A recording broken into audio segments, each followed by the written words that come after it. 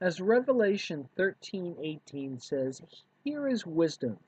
Let him that hath understanding count the number of the beast, for it is the number of a man. Its number is 600 threescore and six."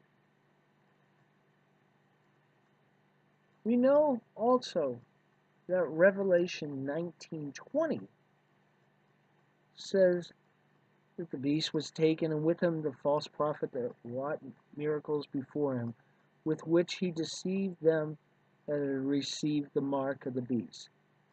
Keyword, deceived them that received the mark of the beast. Now we've been programmed to believe that 600 threescore and six equals 666.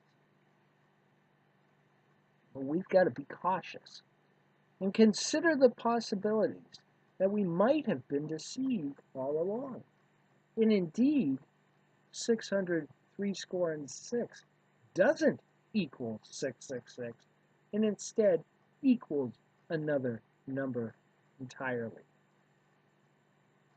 This study is going to look into that possibility, see what we can find out, as I believe that we very well could have been deceived all along. In fact, in a similar type of situation of being deceived by certain words, I can surely show you that in a prior study I did at a website, havendana.wixsite.com /his name, his dash name dash not dash Jesus, I found out that the Greek deciphering of the word, of the Hebrew word Yahushua, which H3091, wasn't this Iasis, or however you pronounce it, that they deciphered as Jesus. I mean, that's the truth. That's what I call the Jesus deception. So likewise, as they've tried to decept us, is decept us a word? into referring to Yahushua as Jesus, I feel that they very well could have been all along trying to program us to use 666 instead of the real number. So let's go on and find out if this is true.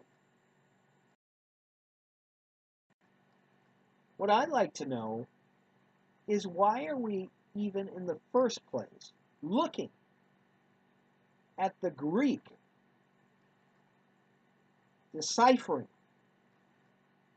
of original texts in Hebrew manuscripts to then change them into our English language? In particularly for this word in Revelation of the word threescore. It doesn't make sense. We should just continue looking at the original Hebrew manuscripts and then turn from there into our English language. We do not need at all a third party deciphering for the word threescore.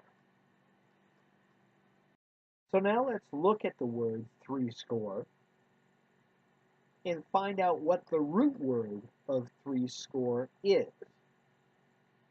And of course, we find out that it is the word score. So now let's look at the Hebrew word for score and find out what that Hebrew word for score actually means.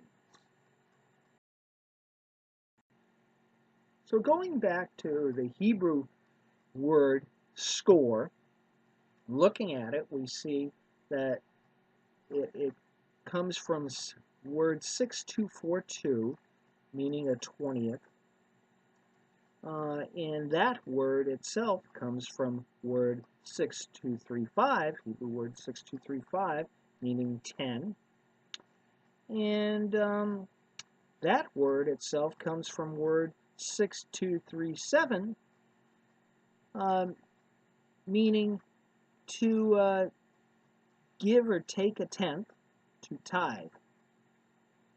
So, all in all, this word originates, if you go back through the line that I just went through to a tenth and to tithe.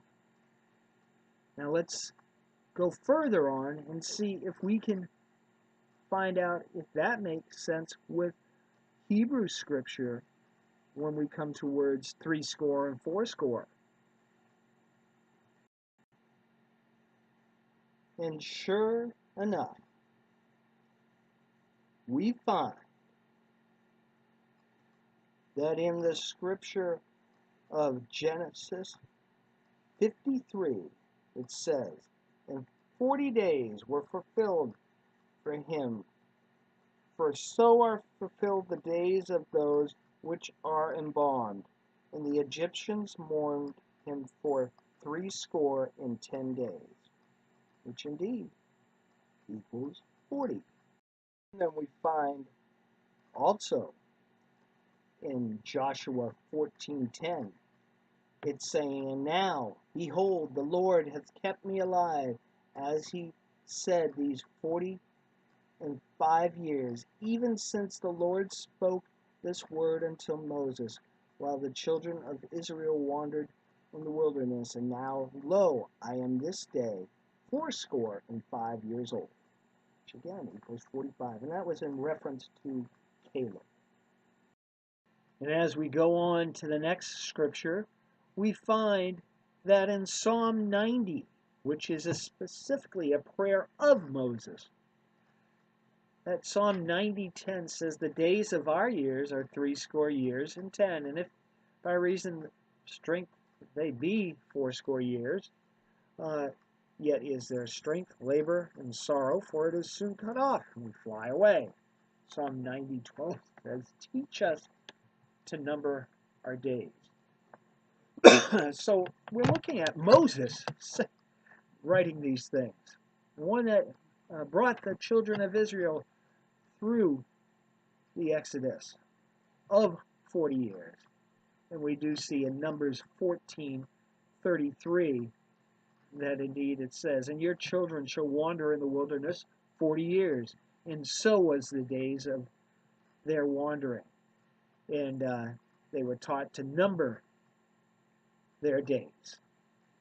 So 40 years is what Psalm 90:10 was talking about, and not interpreted as many interpreted as 80 years. This was specifically prayer of Moses to the ones in the Exodus. And so once again in Scripture, we are looking for the example of a score equaling 10 and not 20. In Daniel 9:25, we see two, and 9:26, we see two periods of time mentioned. One is 7 weeks and 62 weeks, and the other is 62 weeks, attributing to the assumption that it is 10 and not 20. Daniel 9:25 will be talking about 39 weeks, and Daniel 9:26 will be talking about 32 weeks. Now, we got to realize, though, that the Hebrew word for after is from Hebrew word H309, which has meanings of behind, pursuing, when, which means that it doesn't need to be a time of after 32 years, but actually can mean just before, as in 31 going on to 32. So taking this all into consideration when we are looking at the weeks of Daniel, the 70 weeks, years, We are actually talking about 39 plus 31 equaling 70 years. So once again, we're seeing that the word score equals 10 and not 20. And that's consistent throughout these scriptures that I've shared with you. And now we really got to look at the wording in Revelation 13 as far as threescore. So knowing what we know, when we now look at Revelation 13:18, and specifically where it mentions the number is 600, threescore and six, we thus can determine that threescore equals the number 30, and thus 600 threescore and six equals 636. Now we actually see in the Bible codes that Sister Sherry does that the mark of the beast is actually going to be a cross, a crucifix. We also see in Sister Sherry's recent book, Interview with the Devil, that Lucifer specifically calls this his mark when he makes the comments, so when it comes time to implement my mark, it can be done quickly. And if they don't have my mark, they'll be rounded up like cattle. Now, Sister Sherry told us that Lilith and Lucifer had a son, Azazel, something like that. And that was their firstborn son. And apparently, son's name was Liam. And there was something weird that happened. She said she thinks Lucifer was going to try to possess Liam's body because Lucifer is the spirit. And he has an angelic body. It's a fallen, cursed angelic body, but nevertheless, he's an angelic spirit. And so he was going to possess Tamaz's body so he could have a human body on earth, his own human body, and it blew up. He blew the kid up because Satan he has a lot of power, a lot of angelic power, and the human body couldn't contain him, and he blew him up. And so you have this weeping for Tamaz thing because Lilith was very, very upset. When Sister Sherry was asked what she thought the mark of the beast was, she said that she thought it was going to be a literal mark or a chip of some kind. She thought that it was going to be a cross, could be a Templar red cross. The mark of Cain was a cross. She said that she thought it could be a cross because the Christians would rally around it because they're so stupid. Oh, the cross, we love the cross. Reminds us of Jesus, the sacrifice on the cross. Ask him how he feels about the cross. To him, it's a curse. It's death. He doesn't want us remembering his death. He wants us remembering his resurrection, his life, not his death. But as we know, he defeated death through his resurrection. So let's get beyond the death part. Get to where he defeats it in his resurrection. That's what he wants us to remember. Satan wants to keep you at the cross. Satan wants to keep you where Satan thought he had won, where he thought he was dead and defeated. That's where Satan wants to keep you.